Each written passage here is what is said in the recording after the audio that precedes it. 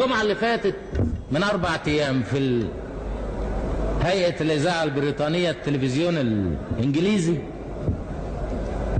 عامل برنامج عن اليمن اللي هي الBBC، وبعدين راحوا شتمين جمال عبد الناصر بألفاظ بذيئة.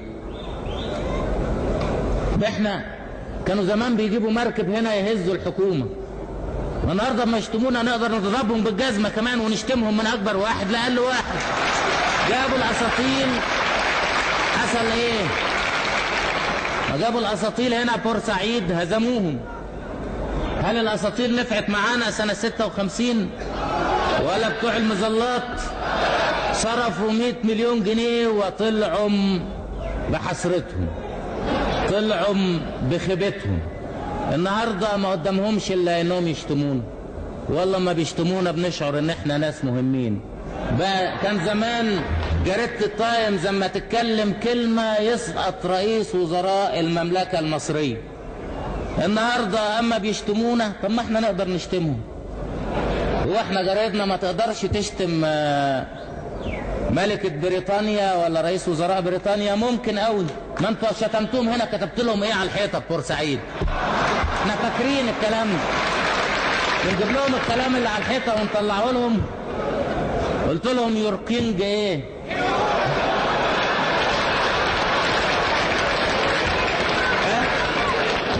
ما احنا ممكن يعني اذا كان الموضوع اباحة يعني، لكن ايه، احنا بنشعر بان احنا اقوياء، بنشعر ان الدنيا اتغيرت.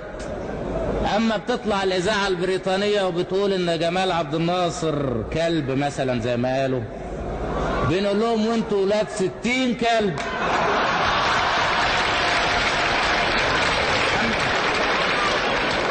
وبعدين بنقول والله ده احنا بقينا كويسين قوي.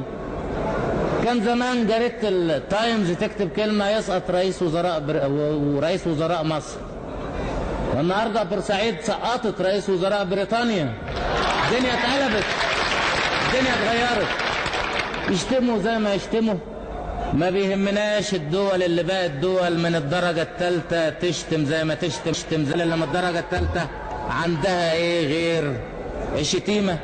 وبعدين احنا ما ردناش عليهم الشتيمة في الجرايد، بس بنقول لهم ان احنا بنقدر نشتم اكبر راس عندهم وتاني راس عندهم وتالت راس عندهم ولا يهمنا، ولكن بنبص لهم برثاء وبنبص لهم باحتقار وبنقول ادي خيبة الاستعمار. السنة اللي فاتت كان فرحان، السنة دي بيشتم وبيقول جمال عبد الناصر كذا وكذا، والشعب المصري كذا وكذا، واليمن كذا وكذا، والسلال كذا وكذا، وكويس.